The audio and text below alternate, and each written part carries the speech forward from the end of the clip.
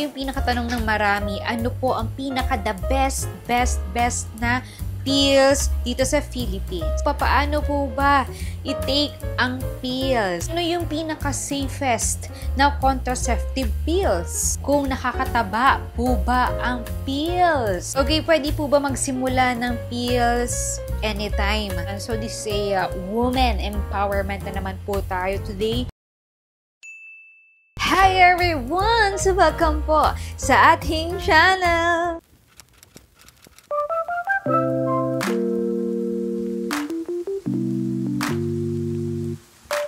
Alright, so for today's vlog, ayan, so syempre meron naman po tayo isang video. And of course, this video is about sa most requested ulit sa akin. At ito ay about sa mga pills. Kasi tayong mga mommies, alam ko marami talaga tayong mga questions about sa mga pills na yan. So ngayon tatalakayin natin yan. So without further ado, let's start! Okay, number 1 question. Effective po ba talaga ang mga pills? Yes, effective talaga ang mga pills, guys. Lalo na kapag tama mo siyang ginagamit. So, ang mga pills kapag tama mo siyang ginagamit, 99% siyang effective. So, ibig sabihin, sa 100 na nagtitake ng pills, isang beses lang doon sa 100 na yon yung nabubuntis in 1 year. So, bakit nga ba? Bakit nga ba, mami, nabubuntis kahit nagtitake naman ng pills? So, unang-una, baka mali yung pag-take mo ng pills. Pangalawa, nakakalimutan mong i-take yung pills mo. Nag-take ka ngayon, tapos kinabukasan wala, kinabukasan ulit wala. So, actually, matagal na akong hindi gumagamit ng pills. Magwa 1 year na rin actually. And matagal na rin akong user ng pills. Parang 7 or 6 years na rin akong user ng pills. Never nangyari sa akin na nakalimutan ko siyang inumin. Nakalimutan ko siguro isang beses. Pero after nun, hindi na kasi takot ako, sis. Paano ba natin hindi makalimutan na inumin yung mga pills natin? So, unang-una is mag-alarm ka sa cellphone mo. At mas maganda, syempre, sa umaga ka nalang mag-take ng pills. Paano po ba i-take ang pills? Yan, ganyan yung itsura ng pills. Merong mga pills na 28 days and then meron namang mga pills na 21 days. So, huwag kayong mag-alala kasi same-same lang naman sila lahat. Ang pinagkaiba lang kasi yung 28 days, ayan yung parang yung pinaka 7 days, yung last na yan is yan yung parang pinaka vitamins mo. So, ibig sabihin yan, malapit ka na magkaroon. So, doon naman sa 21 days, hindi ko sure kasi nakalimutan ko na 21 days or 22 days like si Dayan pills, ayan, parang 21 or 22 days lang siya. Then, after nan, wala ka nang iti-take. So, bibilang ka niya ng 1, 2, 3, 4, 5, 6, 7 days. So, sa 7 days na yan is magkakaroon ka na ng regla. And then, after ng 7 days na yan, magte-take ka na ulit. So, bibili ka na ulit ng isang pakete ng iyong pills. And then, mag-i-start ka na ulit. Nag-start ka ng Monday, so, syempre, Monday ka magte-take. Pero yung iba naman kasi, sa cycle nila, nag-start sila ng Thursday. So, sa Thursday ka mismo magte-take ng pills hanggang sa maubos mo siya, tas balik ka na lang dun sa umpisa na Monday. Dapat, kunti-continue mo siyang gagamitin. Monday, Tuesday, Wednesday, Thursday, kunti-continue lang yan. Kasi nga kapag nakaligtaan mo siyang inumin in the first day, second day, third day, fourth day, fifth day, wala kang pills, ay...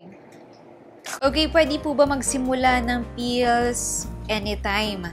Yes, kahit yung first menstruation mo, ako kasi ang ginawa ko pala, dun sa mga first time user ng mga pills, ay yung first menstruation mo, doon ka unang magte-take ng pills. When should I take contraceptive pills? Pinaka the best is the same time. Kunwari nag-take ka 5 o'clock PM, so kinabukasan 5 o'clock PM ulit. Kunwari 5 o'clock ka nag-take ngayong Monday. Tapos, kinabukasan Tuesday. So, 6 o'clock, 7 o'clock, di ka pa rin nagtitake ng pills. Tapos, biglang, may possibility ma-jaundice. Kasi nga, hindi protected yung katawan mo dahil nga, hindi ka pa umiinom ng pills mo that time. Ito yung pinakatanong ng marami. Ano po ang pinaka-the best na pills dito sa Philippines? So, ayon sa pananliksik, ang pinaka-bongga daw is ang Althea, Ansea, Crimson, Dayan 35, Marcelon, Marvelon, and Yaz. So, kung matagal ka na rin sa akin channel, alam kong alam na alam mo ito na si Marvelon 28 din talaga yung tinitake ko before. Yun yung pinaka nahiyang ako talaga. Ano yung pinaka-safest na contraceptive pills? So, ito yung mga low dose, yung may mga nilalaman na progestin lang, or yun nga yung mini pill. So, sila kasi yung merong lowest risk of blood clots. Sa amin pong mga BF moms or breastfeeding moms, pwede na po ba kaming uminom ng pills?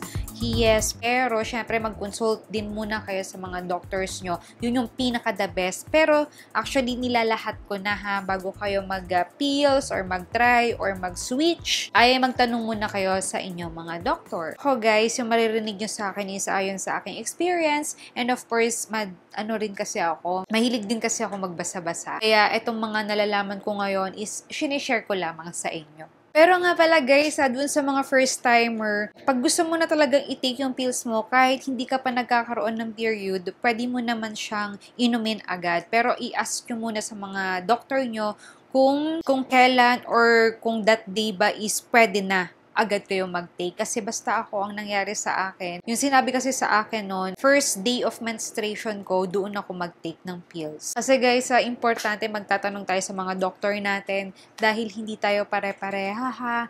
So, iba-iba pa rin tayo ng pag-a-adapt natin sa lahat, sa skincare, sa gamot, lahat-lahat vitamins, okay? So, ano ba yung mga side effect ng pills? Actually, meron kasi yung mga side effect na maganda, meron din yung side effect na pangit. So, doon muna tayo sa maganda. Unang-una, ay kikinis ang balat mo. Pero ewan ko oo, based sa mga experience ko, gumanda yung balat ko. Pero may mga ibang pills na ang pangit talaga ng balat ko, ang dry talaga ng balat ko. Pero ito na lang yung video. Napanoorin nyo yan kasi diniscuss ko dyan kung ano yung mga pills na gumanda yung balat ko, kung ano yung mga pills na natuyot yung balat ko, kung ano yung pills na nagmukha akong matanda, matured, ayan. Yung unang-una kasi pinupuntirya ng mga pills is yung ating skin, yung ating face, nagkakaroon tayo ng tigyawat, ng bootleg, lahat-lahat. So, meron namang iba na makinis sila sa pills. Tapos, kapag in-stop nila yon, magkakaroon sila ng bootleg-bootleg, which is nangyari sa akin yon. Simula nung stop ako ng pills, nagka-breakout ako lahat-lahat. Pero ngayon, medyo okay-okay na yung balat ko kasi nga syempre nag-rejuve ako at naibsan ni rejuve yung aking face. Ayan. And siguro na na rin, tinanggap na ng katawan ko na, uy, wala na akong pills. Ganon. So, parang nasanay na yung katawan kong walang pills. Kaya, nawala na rin siguro yung aking mga... Saka, feeling ko din, nakatulong din yung mga collagen na iniinom ko. Marami kasi, addict ako sa collagen, guys. Pero, tingnan nyo naman yung effect sa akin ng collagen din, saka gluta. Then, paminsan, kapag nagpipills tayo, syempre may mga iba tayong tinitake. So, paminsan, yung mga tinitake natin yon ay nagiging less effective doon sa pills na ginagamit natin. Kunwari, nagtitake ako ng Marvelon pills, nagtake ako ng vitamins. Syempre, iba-iba yung vitamins, saka iba-ibang brands or iba-iba yung ingredients niya. So, merong ingredients doon sa tinake kong vitamins na naka-apekto doon sa pills ko, kaya naging less effective siya. So, pag nangyari yon, consult pa rin tayo, guys. Okay? Wag tayong, alam mo yon, wag tayong mag-mix and match. Kasi sila pa rin, yung mga doctor pa rin natin, yung nakakaalam. And yun nga pala natutunan ko din kasi syempre may mga kilala rin akong nurse because I'm a nurse before. Pero hindi ako RN. And may mga friends ako na RN. Sabi nila, kapag doon nagpipills ka, tapos nagtitake ka ng mga herbal tea. Kasi di ba mahilig ako mag-herbal tea. So, nakaka-less din pala ng effect yun kapag nag-herbal tea ka. Yun ang sabi daw pero hindi ko alam. Pero, depende rin siguro sa pills na tinitake mo. Kasi yung time na yon nag-herbal tea ako, tapos nagpipills ako, pero okay naman. Wala namang nabuo. Kaya happy-happy lang. Kaya, mas maganda pag nagtitake ka ng pills is, ayun na nga, tanungin mo sa doctor mo. Tapos nga pala, may mga experience ako before, yung kay Marvelon pills, alam nyo, ang lakas ng regla ko. As in. Tapos, yung kay Diane pills naman, ang regla ko doon, alam mo yun, parang kapindot lang, ang unti ng regla ko. May mga ganong scenario. Mag-comment nga kayo kung ganon din yung sa inyo. Wala lang tataka ako. Kasi nga, ayun na nga, ang dami ko kasi na-try na pills. Kaya, share ko lang sa inyo na every time na iba yung pills pills na ginagamit mo, parang yung regla mo is nag-iiba-iba rin siya. Sobrang pagka-bloody red niya. Meron namang times na red siya. So, depende sa pills pa rin. Ano? Pero may mga vlogs naman dito sa YouTube na bakit ano nga bang meron dun sa mga reglas natin? Sa mga regla natin, bakit iba-iba yung kulay niya? Sasabi daw nila, may sakit daw kapag ganito daw ang kulay ng regla. So, okay din talaga guys na nanonood kayo ng mga ganun o kaya naman mas maganda is magbasa kayo. Tapos kapag nagpipills guys meron talagang mga minor na side effect tulad ng pagsusuka, yung parang feeling na susuka, sakit ng ulo, mood swings, moody, pero in a few months mawawala rin yan. Pero ako that time parang hindi naman nawala yung sa akin. Parang tuloy-tuloy pa rin yung pagka-moody ko, girl.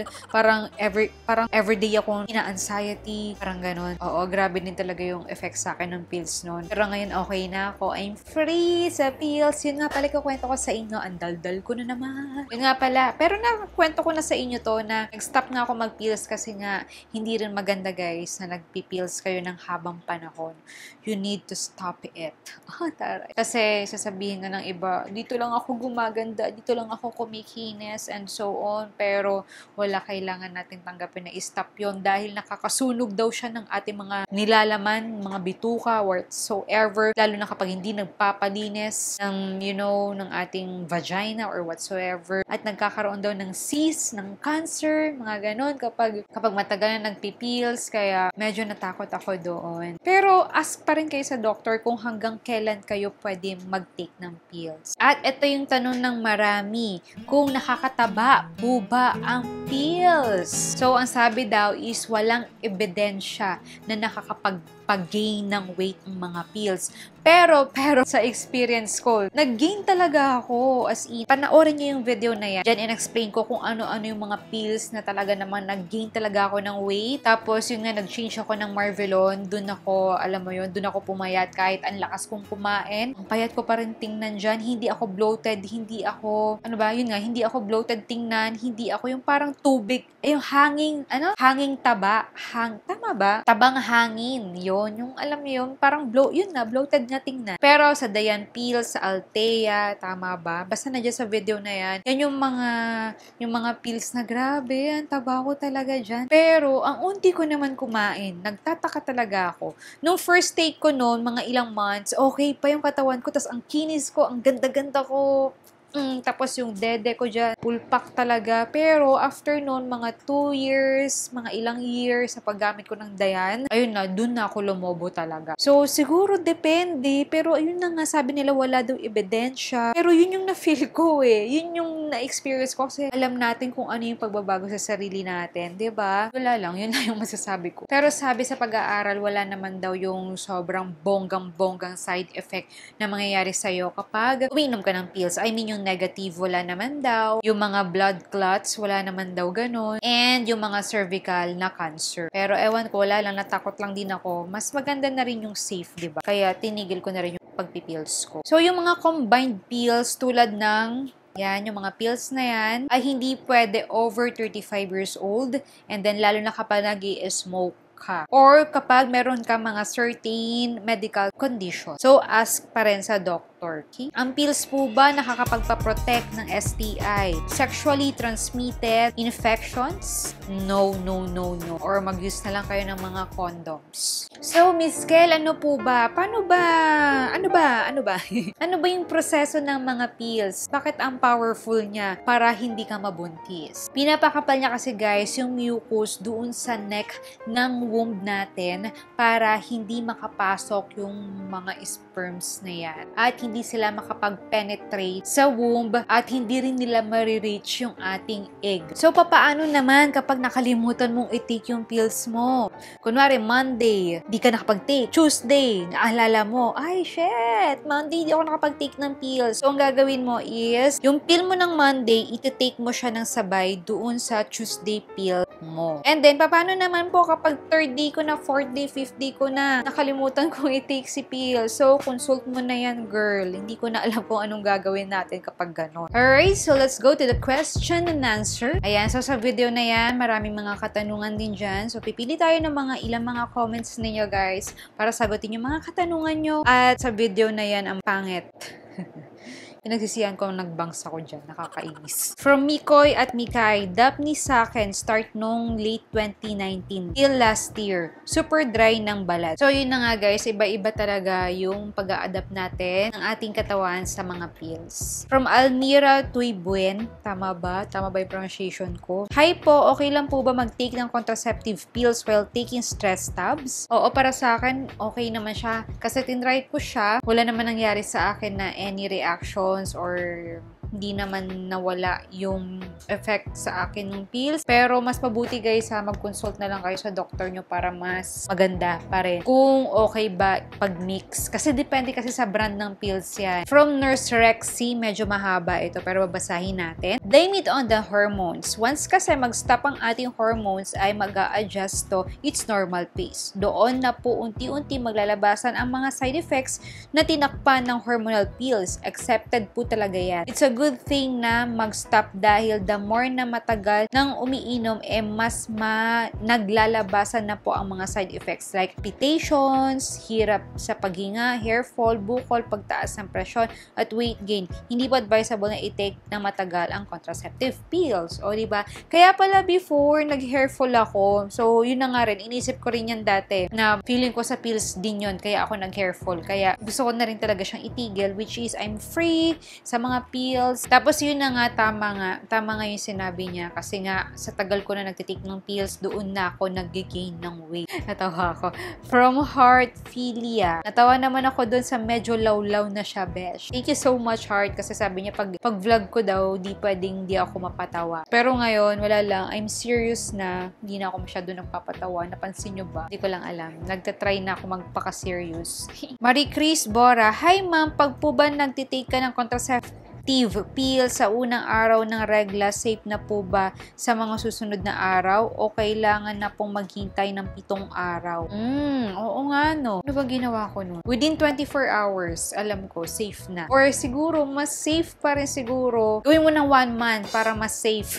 From Sha Mariano, hello mga moms, ask ko lang, sino nakatry dito ng injectable then never dinatnan? Tapos sobrang dry, saka walang gana rin makipag-do. Haha. Anyway, stop na ako magpa-inject. Sobra 1 year din kasi yon gamit ko. Saka hindi ako dinatnan. After stop ko, nagkaroon agad ako mens. Sa ngayon wala pa ako ginagamit. Ano po kaya magandang pamalit na pills? Thank you po. Yun lang, di kasi ako nakapagpa-inject. So comment down below para matulungan natin si Sha Mariano. And kung ano pa yung mga nalalaman nyo about sa injectable. Para yung comment box natin is makatulong din tayo sa mga mommies out there about sa mga questions nila. Kaya i-share nyo guys kung ano yung mga nalalaman nyo. Marin Makidato. Based on my OB po, mas better daw na mag-IUD daw muna tayong mga breastfeeding moms. And yes, breastfeeding mom po ako ngayon kasi kung injectable daw po talagang nakakataba daw yon kasi lumalaki yung puso natin at injectable kasi kumakapal yung lining natin ng mga babae at ang haba pala ng sinabi niya at ang hormone natin umiiba kaya yung regla natin maliit lang pero nakadepende pa din yun sa katawan natin. Medyo mahaba yung sinabi niya pero kayo na lang magbasa. So ayan ay para sa mga breastfeeding mommies. At sa mga breastfeeding moms pala, ito yung mga pills na dapat sa inyo. Ayan. Pero, consult ha. Consult pa rin, guys. Okay? Yun ang pinaka-the best. Pwede po bang uminom ng beer pag nagpipills? Alam ko, pwede naman. Pero sabi daw nila, nakakawala daw ng effect. Pero hindi ko alam ha. Pero ako kasi, umiinom pa rin naman ako. Kay Marites Ramiro. Hello, Ma'am Kel. Lagi po ako nanonood sa mga vlog nyo. May tanong lang po sana ako about pill. Ano bang pills ang mura contraceptives na effective pampalaki ng hinaharap? At the same time, safe po. Ayun. Pag kasi sinabing pampalaki, feeling ko Dayan pills. Pero hindi ko sure kung nakakalaki talaga siya. Pero parang nga. Kasi parang lumaki. Hindi ko matandaan kung si Dayan ba yun, si Althea ba yun, or kung sino pa man dyan. Kasi kaya ang feeling natin lumalaki yung ating breast kasi isa yun sa mga side effect kapag umiinom tayo ng pills is yung natin. Parang, ang tawag doon, parang nag-firm yung ating breast. So, ang tendency, parang, yun nga, nag-firm siya, kaya parang lumalaki siya at umaangat siya tingnan. Ate, pwede po ba sa breastfeeding moms ang Althea pills? Sa mga BF moms, hindi kayo pwede mag-Althea pills kasi meron siyang cyproterone acetate at mga iba pang mga ingredients na nakakales ng milk sa iyong breast. From Jocelyn Pelobello, gamit ko Cybel pill, never me nag-break out. O, diba? Nahiyang siya doon. Pero hindi ko na try si Cybel. Valerie Monterde, ako, Miss Calmarvelon user po ako ng 3 years na po. Magandang effect niya, feeling ko ang fresh ko lagi. Di naubusan ng stock yung butika dito sa amin. Kasi nga pala, di ba, yung mga Marvelon pills laging out of stock sa mga Watson. Mabenta siya, girl, at maganda siya. Ewan ko ha, depende pa rin yan kasi may iba daw na nag-dry sila, may iba na maganda. So sa akin, maganda yung effect sa akin ni Marvelon. Sabi ni Elaine Rose Mendez, hindi recommended ng OB ko ang Dayan dati for breastfeeding. Cerazette and Dapni yung gamit ko noong nag-breastfeeding pa ako. Yes, injectable, nakakalosyang talaga. O diba guys, ang dami natin natututunan. So this is a woman empowerment na naman po tayo today. So mag-comment lang kayo guys ha. And then magtalakayan na rin kayo sa comment box. And sasagot din ako sa comment box kung ano pang meron about sa mga pills na yan. Okay? So alright. So that's all. Thank you so much for watching. Sana nag-enjoy kayo dito sa video natin na ito. Okay, so don't forget to thumbs up this video. And of course, to share this sa mga friends mo. And see you again my next. At mag-subscribe ka na rin ha. Okay, bye!